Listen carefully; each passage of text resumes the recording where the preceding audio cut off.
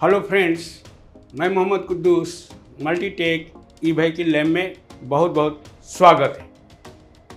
दोस्तों, आज के वीडियो में आप सीखने जा रहे हैं लॉजिक कार्ड के ऊपर जो सप्लाई विभाग बनी होती है उसके बारे में, यानी लॉजिक कार्ड को सप्लाई देने वाला सर्किट के बारे में हम लोग आज समझने जा रहे हैं, जो कि ई रिक्शा का ट्रांसफर बेस चार्जर के अंदर जो लॉजिक कार्ड लगा होता है उसके बारे में।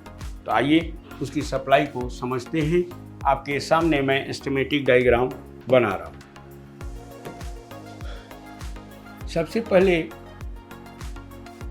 एक छोटा ट्रांसफॉर्मर लगाते हैं आप, जो कि आपके बोर्ड पर या बना हो सकता है या फिर नीचे बॉडी के साथ लगा होता है। ये जो ट्रांसफार्मर है स्टेप डाउन ट्रांसफार्मर है, जिसका आप बोल सकते हैं 909 500 मिली एम्पियर का स्टेप डाउन ट्रांसफार्मर।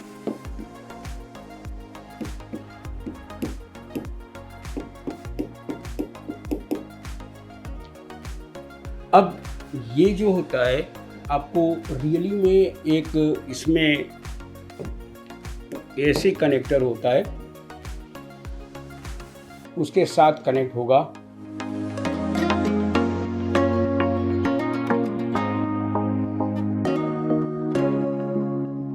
और इसके साथ दो और टर्मिनल होते हैं, जिसे लाइन इन और लाइन आउटपुट कहा जाता है। तो मैंने अभी केवल इस कनेक्टर की मैं बात कर रहा हूँ। तो चार जो पॉइंट्स है, इसमें से आपको एक पर ये तो एनसी रखना है, एक पे 0 वोल्ट और यहाँ पे 18 वोल्ट एसी मिलेगी। अगर आप चेक करेंगे, अगर इसको छोड़ दें तो यानी यहाँ पे 18 वोल्ट मिलती है। और ये लाइन इन और लाइन आउटपुट का है टर्मिनल। आप कोई भी लाइन इन और कोई लाइन आउटपुट बना सकते हैं। लाइन इनपुट और लाइन आउटपुट दो अलग अलग हैं। लाइन इनपुट और लाइन आउटपुट, जिसका मैं वीडियो बना चुका हूं, आप उसे देख सकते हैं। अब यहीं से ब्रिज लगेगा, यानी ये कनेक्शन यहाँ गया है। रियल में ये एक वायर से हमने जोड़ा है, लेकिन इसका ट्रैक अगर हम ध्यान से देखें तो कुछ ऐसे बने हैं।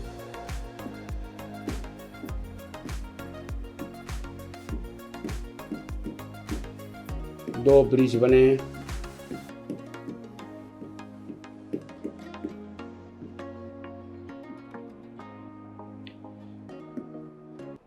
और ये टर्मिनल ग्राउंड है और ये एसी वाला टर्मिनल यहाँ और फिर एसी वाला टर्मिनल यहाँ जुड़ गया है, यानी एक तरह से ब्रिज बना है।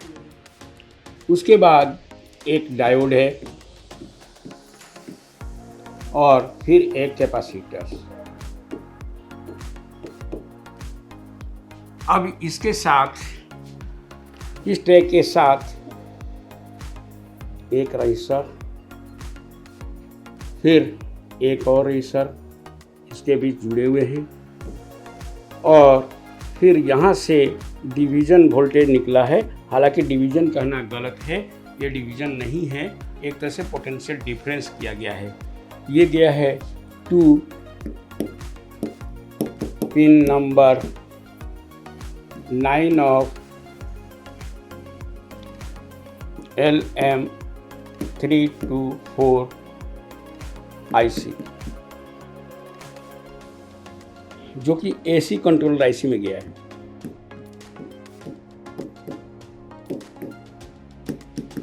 AC controller IC। अब इसके साथ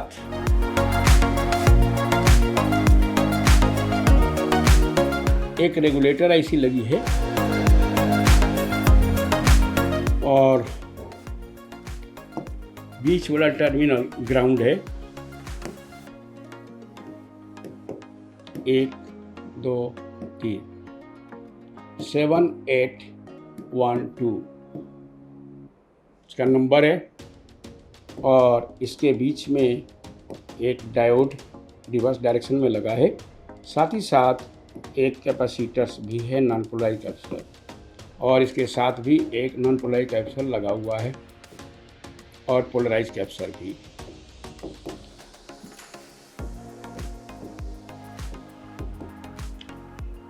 तो ये अभी सप्लाई हमने तैयार कर दिया और अब हमें ये सप्लाई कहाँ जाती है ये हमें जानना है। लेकिन पहले मैं इसका हेडिंग बना दूं।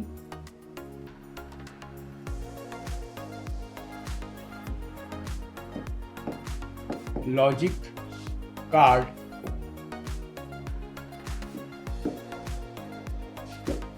Supply unit in transfer base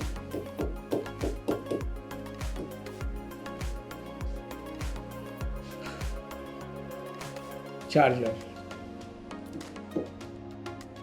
transfer base automatic charger based रहेगा।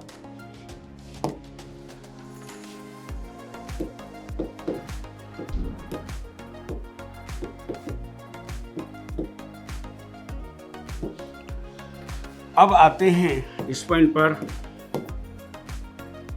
ये सप्लाई कहाँ जाती है। तो ये सप्लाई बेसिकली 2 जगह या 3 जगह मेन जाता है। ये जाएगा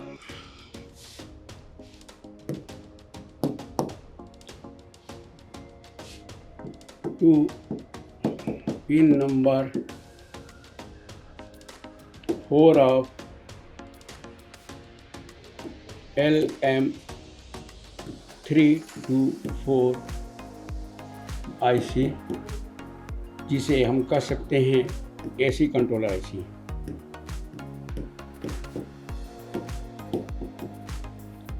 और ये जाएगा to pin number 1 of opto coupler.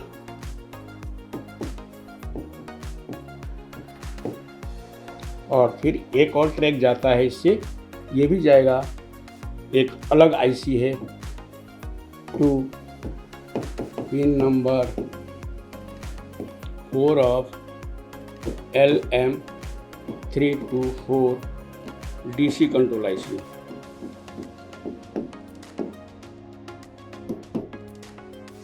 DC control IC पे जाता है। तो बेसिकली हमने ये सप्लाई डायग्राम को डिजाइन कर दिया है। अब इसके बारे में थोड़ा सा मैं आपको बता दूं कि ये कैसे काम करता है और इस पे आने वाला वोल्टेज क्या होगा।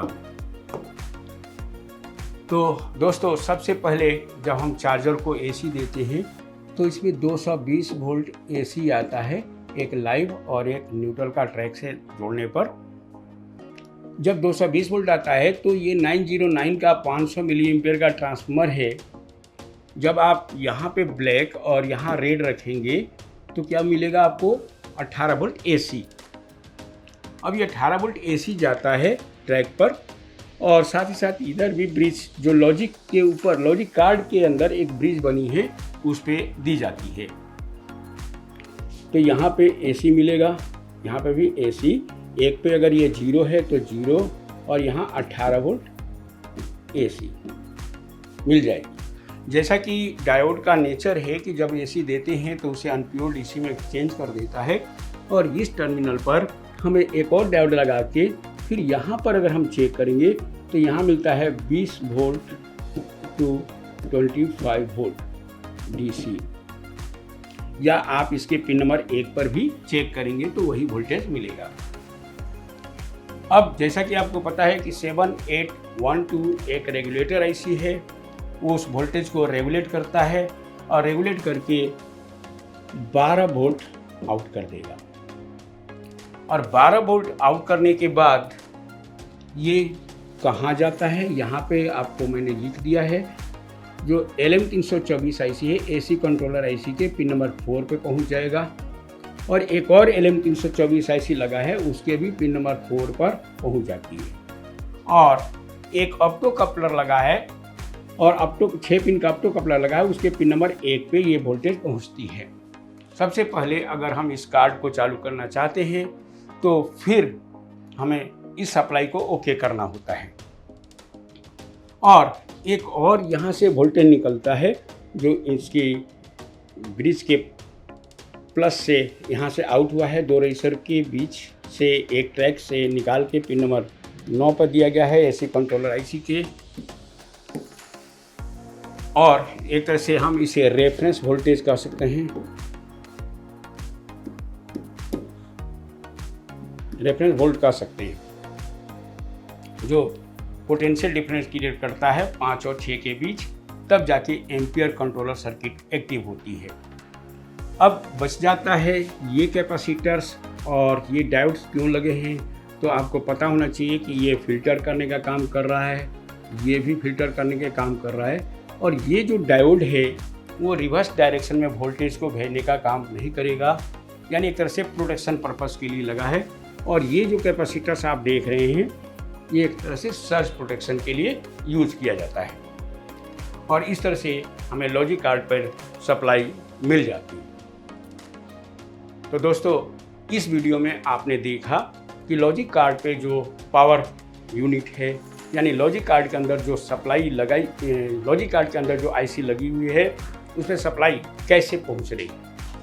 उम्मीद है ये वीडियो आपको पसंद आया होगा।